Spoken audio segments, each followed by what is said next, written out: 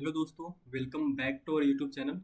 तो आज जो ये वैकेंसी है वो झारखंड का पारा टीचर का वैकेंसी नया वैकेंसी आया है। लगभग 7,000 प्लस वैकेंसी है। ठीक है, इस पर ही बात करने वाले हैं। किस प्रकार से क्या क्वालिफिकेशन होना चाहिए, कौन लोग इसको अप्लाई कर सकते हैं, ठीक है, क्या सिलेक्शन प्रोसेस होने वाला है, सब कुछ इस वीडियो में डिस्कस करेंगे। ठीक है, तो वीडियो को पूरा लास्ट तक देखिए ताकि आपको हर एक चीज़ मालूम चले और फिर कोई दूसरा वीडियो देखने का ज़रूरत ना पड़े। ठीक है, कन्फ्यूजन में अपने आप को ना रखें। चलिए स्टार्ट करते हैं। यहाँ पे आप देख सकते हो कि ये रेगुलर वैकेंसी है। ठीक है, दो तरह का वैकेंसी है, एक रेगुलर है, एक बैकलॉग है। ठीक है ना। तो पहले हम रेगुलर का बात करते हैं। यहाँ पे आप देखिएगा, ठीक है, इसमें आपका जो फॉर्म का फ़ी है वो मात्र 100 रुपीज़ रहने वाला है, कोई बहुत ज़्यादा नहीं है। ठीक है, उसके बाद यहाँ पे आप देखिएगा कि क्लास 1 to 5 इंटरमीडिएट प्रशिक्षित सहायक आचार्य का वैकेंसी 1 to 5 के लिए है। ठीक है, और डिस्ट्रिक्ट वाइज यहाँ पे वैकेंसी निकल के आया है। ठीक है, और कैटेगरी वाइज भी यहाँ पे क्लासिफाइड किया हुआ है। चतरा जिला में 68 वैकेंसी है। बोकारो में देख सकते हो 42 वैकेंसी है। देवघर में आप देख सकते हो 44 वैकेंसी है। धनबाद में देख सकते हो 61 वैकेंसी है। दुमका में 174 वैकेंसी है। गिरिडीह में 145 वैकेंसी है। गढ़वा में 21 वैकेंसी है। ठीक है, पूर्वी सिंहभूम में 92 वैकेंसी है। गोड्डा में 67 है। गुमला में 126 है। हजारीबाग में आप देख सकते हो 57 वैकेंसी है। खुट्टी में आप देख सकते हो 80 वैकेंसी है। जामताड़ा में 62 है। कोडरमा में 27 है। ठीक है, लातेहार में 44 है। लोहरदगा में 44 है। पाकुड़ में 56 है। पलामू में 51 है। ठीक है, रामगढ़ में 12 है। रांची में 145 है। साहेबगंज में 95 है।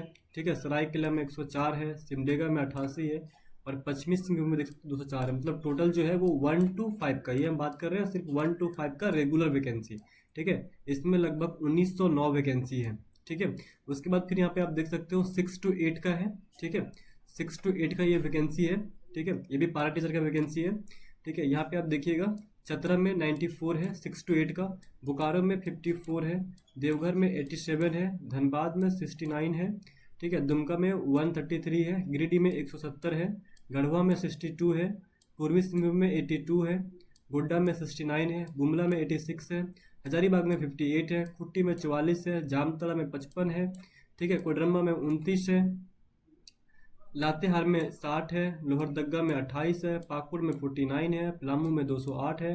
रामगढ़ में 26 है। रांची में फिर से 100 वैकेंसी है। साहेबगंज में 64 है। इस प्रकार से टोटल आप देखिएगा तो 1868 वैकेंसी है। ठीक है, ये 1868 हो गया 6 to 8 का। ठीक है ना, रेगुलर वैकेंसी का। फिर बैकलॉग का वैकेंसी अलग से है। ठीक है, तो सब पे बात करेंगे। ये यहाँ पे आप देख लीजिए 6 to 8 का। ठीक है, और उसके बाद फिर ये सामाजिक विज्ञान का ना। ठीक है, वो पहले जो था वो भाषा का टीचर था। अभी ये सामाजिक विज्ञान का 6 to 8 का अलग से फिर से वैकेंसी है। यहाँ पे देखिएगा डिस्ट्रिक्ट वाइज चतरा में 12 है। बोकारो में 7 है। देवघर में 15 है। धनबाद में 10 है। दुमका में 64 है। ये सामाजिक विज्ञान का है। ठीक है ना।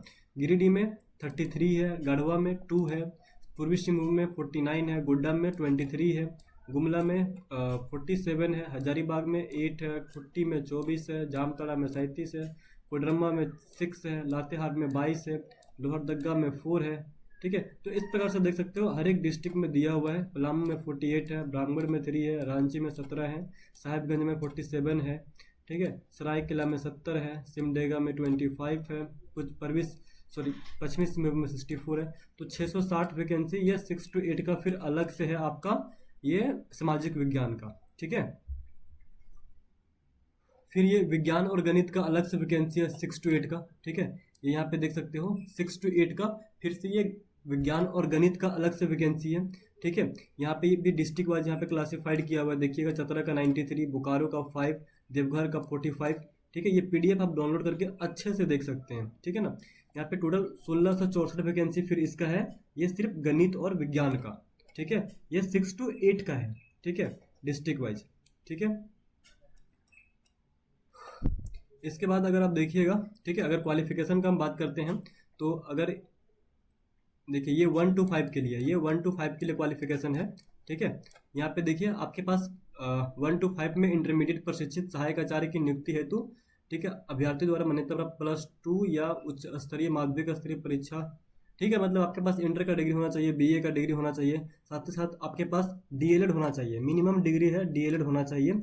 जिसमें आपका 45% मार्क्स होना चाहिए। कब? अगर आपका 2007 या 9 से पहले का अगर आपने बीएड करके रखा है तो आपके पास 45% मार्क्स होना चाहिए आपका। ठीक है, ये डीएड का डिग्री रहेगा फिर भी आप अप्लाई कर सकते हो। ठीक है, बीएड रहेगा फिर भी अप्लाई कर सकते हो, या तो फिर आपके पास कोई 4 वर्षीय इंटीग्रेटेड कोर्स है तब भी आप अप्लाई कर सकते हो ना। लेकिन उसके लिए 2007 या 9 के बाद अगर आपने बीएड किया तो उसके लिए आपके पास आपका बीएड में 50% मार्क्स होना चाहिए। ठीक है, सैलरी देख सकते हो 25,000 से लेकर 81,100 तक आपका ये ग्रेड पे होने वाला है। ठीक है, और ये फॉर्म अप्लाई करने के लिए आपको जेटेड क्वालिफाइड होना चाहिए। जेटेड क्वालिफाइड होना चाहिए, अगर जेटेड क्वालिफाइड नहीं है तो मिनिमम आपको सीटेड तो क्वालिफाइड होना ही चाहिए। ठीक है ना, यहाँ पे देखिए लिखा हुआ है। साथ ही राज्य के वैसे निवासी जो राष्ट्रीय अध्यापक शिक्षा परिषद द्वारा, ये ठीक है, मतलब वही सीटेड अगर पास हो तब भी आप इस फॉर्म को अप्लाई कर सकते हो। ठीक है, अथवा झारखंड के पड़ोसी राज्य द्वारा आयोजित शिक्षक, अच्छा ठीक है, मतलब जो झारखंड के पड़ोसी राज्य हैं, ठीक है, जैसे कि आपका वेस्ट बंगाल है, उड़ीसा है, बिहार है, इन सभी से अगर आप टेट भी क्वालिफाइड हो तब भी आप इस फॉर्म को अप्लाई कर सकते हो। ठीक है, और दूसरा कि अगर, ठीक है, शर्त के साथ आप शामिल किया जा सकते हो नियुक्ति के पश्चात 3 वर्ष के अंदर पहले में शिक्षा। अच्छा ठीक है, देखो है क्या कि अगर आप 1 to 5 का अगर आप जेटेड क्वालिफाइड हो तब तो वेल एंड गुड। अगर जेटेड क्वालिफाइड नहीं हो तो झारखंड का जो पड़ोसी राज्य हैं वहाँ से अगर आप टेट क्वालिफाइड हो फिर भी आप इस फॉर्म को अप्लाई कर सकते हो। टेट क्वालिफाइड नहीं हो तो अगर सीटेड क्वालिफाइड हो फिर भी आप इस फॉर्म को क्वालिफाई मतलब फॉर्म को फिलअप कर सकते हो। ठीक है ना, और इसके बाद अगर आप सीटेड क्वालिफाइड कुछ भी नहीं है आपके पास, स्टिल आप इस फॉर्म को अप्लाई कर सकते हो। बस ये है कि आपको जेटेड जो है, जब भी जेटेड का एग्जामिनेशन होगा 3 साल के अंदर जो है आपको फर्स्ट अटेम्प्ट में जेटेड जो है वो क्लियर करना पड़ेगा। अगर आप क्लियर कर लेते हो तो आप इस फॉर्म को अप्लाई कर सकते हो। ठीक है, उसके बाद यहाँ पे आप देखिएगा 6 to 8 के लिए, ठीक है, ये 6 to 8 के लिए आपका ग्रेड पे देख सकते हो 29,200 से लेकर 92,300 का होने वाला है। ठीक है, यहाँ पे भी आपके पास +2 इंटर का डिग्री चाहिए, बीए का डिग्री चाहिए, या तो फिर उसके साथ ही साथ आपके पास बीएड होना चाहिए। ठीक है ना, बीएड होगा तभी आप इस फॉर्म को अप्लाई कर सकते हो। ठीक है, 50% मार्क्स चाहिए मिनिमम। ठीक है, अगर आप इंटीग्रेटेड कोर्स करके किए हो तब भी आप इस फॉर्म को अप्लाई कर सकते हो। फिर अगर आपके पास बीए बीएससी अगर कुछ भी, अगर आप कुछ भी किए हो बट आपके पास अगर बीएड का डिग्री है, ठीक है ना, टेक्निकल डिग्री छोड़ के, जैसे कि इंजीनियरिंग डिग्री छोड़ के आपके पास अगर बीएड है, इंटीग्रेटेड से है या किसी से तरह से भी है तो आप इस फॉर्म को अप्लाई कर सकते हो।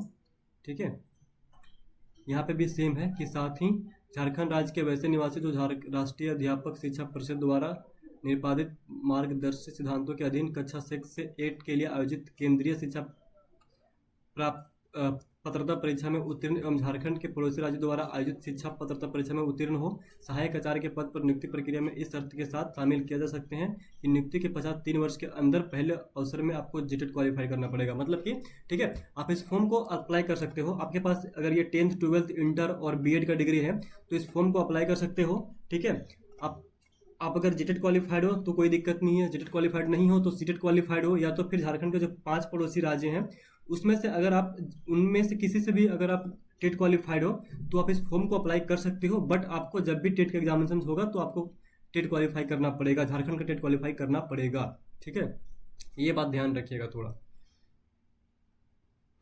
उसके बाद यहाँ पे आप देख सकते हो एज लिमिट भी दिया हुआ है। ठीक है, आपका कैटेगरी के अकॉर्डिंग जो है इधर ये एज लिमिट दिया हुआ है, यहाँ पे आप देख सकते हो। ठीक है, और फॉर्म फिलअप का जो इसका डेट है वो लगभग 31 जुलाई से जो है वो फॉर्म फिलअप इसका स्टार्ट हो जाएगा, ऑनलाइन फॉर्म फिलअप होने वाला है। ठीक है, बाकी आप इस पीडीएफ को डाउनलोड कर सकते हो, और भी बहुत चीज़ें हैं इसमें जो फॉर्मेट वगैरह वो आप देख सकते हो यहाँ पे। ठीक है, अगर ये यहाँ पे देखिएगा जो 1 to 5 का जो है वो सिलेबस का अगर हम बात करेंगे तो देखिए पत्र 1 जो है वो क्वालिफाइंग नेचर का है, मात्र इस पर 30% आपको मार्क्स लाना पड़ेगा, मतलब 100 में 30 नंबर लाइएगा, क्वालिफाई कर जाइएगा। ठीक है ना, ये आपको मेरिट के टाइम पे आपको ये काम नहीं देगा, मेरिट में सिर्फ आपका पेपर 2 और पेपर 3 ही ऐड होगा। ठीक है, तो टोटल जो है 1 to 5 के लिए आपको मतलब ये 400 का एग्ज़ाम होने वाला है। ठीक है, 400 में तो आप 100 निकाल दो क्योंकि वो 100 आपका ये रहेगा, तो टोटल जो है आपको 300 नंबर का एग्ज़ाम होगा क्वालिफाइंग वाला पेपर 1 छोड़ने के बाद। ठीक है ना, तो उसके बेसिस पे जो आपका मेरिट बनेगा। ठीक है, ये था 1 to 5 के लिए। 6 to 8 के लिए देखिए, 6 to 8 के लिए इसमें भी आपका जो पेपर 1 है वो सिर्फ क्वालिफाइंग नेचर का है, ठीक है। यहाँ पे उसके बाद पेपर 2, पेपर 3 और पेपर 4। पेपर 4 में आप किसी भी एक सब्जेक्ट को चूज कर सकते हो। तो टोटल जो आपका एग्जामिनेशन होगा ये यहाँ पे लगभग 480 नंबर का होगा, ठीक है। 480 में मतलब 380 नंबर जो है वो आपका इसमें अच्छा परफॉर्म करना पड़ेगा, क्योंकि इसके बेसिस पे आपका मेरिट बनेगा, ठीक है ना। तो ये आप देख सकते हो कि नंबर ऑफ क्वेश्चंस कितना रहेगा, कितना नंबर का रहेगा और कितना घंटा रहेगा पेपर 1। पेपर 2 में भी देख सकते हो इसी प्रकार से 100 क्वेश्चंस 100 नंबर 2 घंटे का, ठीक है। पेपर 3 भी देख सकते हो सेम है। पेपर 4 में जो है वो 180 नंबर का होगा। आपका जो सब्जेक्ट है वो सब्जेक्ट बेसिस पे रहेगा, कौन सा सब्जेक्ट से आप दे रहे हो एग्जाम, ठीक है। या फिर 180 नंबर का 180 मिनट रहेगा, और सॉरी 3 घंटे का टाइम रहेगा, 180 नंबर का ही रहेगा, मतलब प्रत्येक क्वेश्चन 1 नंबर का रहेगा और माइनस मार्किंग इसमें नहीं रहता है, बस ये बहुत बड़ा चीज़ है, ठीक है। उसके बाद यहाँ पे देखिएगा बैकलॉग का भी वैकेंसी है, ठीक है। ये बैकलॉग का भी वैकेंसी है। बैकलॉग का वैकेंसी होता क्या है कि हमारे झारखंड सॉरी हमारे भारत के संविधान में ओबीसी एसटी एससी के लिए स्पेशल वैकेंसीज आती है, ठीक है ना। तो इसमें जनरल का वैकेंसी नहीं होता है, सिर्फ ओबीसी एसटी एससी का जो वैकेंसी आता है उसको हम लोग बोलते हैं, जो स्पेशल वैकेंसीज आते हैं उसको बोलते हैं बैकलॉग वैकेंसी, ठीक है ना। तो इसमें भी सब कुछ सेम है, प्रोसेस वगैरह सब कुछ सेम होने वाला है, फॉर्म वगैरह का फिलअप करने का डेट वगैरह सब कुछ सेम है। बस यहाँ पे देख सकते हो कि नंबर ऑफ वैकेंसी किस प्रकार से आया है। चतरा में 37 है, ठीक है ना। फिर बोकारो में 37 है, धनबाद में 33 है, दुमका में 83 है। ये सिर्फ इसमें जनरल का वैकेंसी देख सकते हो 0 रहेगा, जनरल का वैकेंसी कहीं पे भी नहीं रहेगा, है ना। इसमें जनरल का वैकेंसी नहीं है, सिर्फ एसटी एससी और ओबीसी बाकी सारा कैटेगरी का वैकेंसीज रहेगा। तो इस प्रकार से यहाँ पे देखिएगा 1 to 5 में यहाँ पे देखिएगा कि कितना 847 वैकेंसी है ना। 847 वैकेंसी है ये, ठीक है। उसके बाद 6 to 8 में देखिएगा बैकलॉग में, तो लगभग आपका 6 to 8 में 19 वैकेंसी है ना, ये थोड़ा कम है, ठीक है। ये इसमें 19 वैकेंसी है। फिर सामाजिक विज्ञान में देखिएगा, ठीक है, तो 248 वैकेंसी है, काफ़ी अच्छा वैकेंसी है, ठीक है। और फिर यहाँ पे आप देखिएगा विज्ञान और गणित में तो 84 वैकेंसी है, ठीक है। तो काफ़ी ज़्यादा चांसेस है गवर्नमेंट जॉब लेने का टीचर में, खास करके झारखंड में, ठीक है। बस आपको वही टेट वगैरह यहाँ पे भी देख सकते हो कि जो आपका सिलेबस है उससे सब कुछ सेम रहने वाला है, 1 to 5 6 to 8, ठीक है, जो हमने पहले डिस्कस किया था, ठीक है। बाकी इसमें थोड़ा सा एक और है, मिनिमम एज लिमिट आपका 21 साल होना चाहिए। आपको पता ही है टीचर के लिए 21 साल मिनिमम चाहिए ही चाहिए, ठीक है। इसमें एक थोड़ा सा और है कि जो भी आप अपना सर्टिफिकेट वगैरह बनवाइएगा, ओबीसी सर्टिफिकेट वगैरह कुछ भी, ठीक है, वो इसमें इसका फॉर्मेट दिया हुआ है, ठीक है, उसी फॉर्मेट में बनवाइएगा। यहाँ पे आप देख सकते हो, ठीक है, झारखंड सरकार जाति प्रमाण पत्र का ये फॉर्मेट दिया हुआ है, ठीक है। इसी फॉर्मेट में बनाना है तो ज़्यादा बेटर होगा जब आप काउंसलिंग के लिए जाइएगा उस टाइम पे, ठीक है ना। देखिए यहाँ पे, ठीक है, सारे ये ओबीसी सर्टिफिकेट वगैरह जाति प्रमाण पत्र आय प्रमाण पत्र सब कुछ दिया हुआ है, ठीक है, उसका फॉर्मेट दिया हुआ है, तो इसमें बनवाइएगा। थैंक यू, मिलते हैं नेक्स्ट वीडियो में। अगर आपको अपडेट अच्छा लगा हो तो वीडियो को लाइक कर लीजिए, चैनल को सब्सक्राइब कर लीजिए और आप सभी तक इस वीडियो को शेयर जरूर करें। धन्यवाद।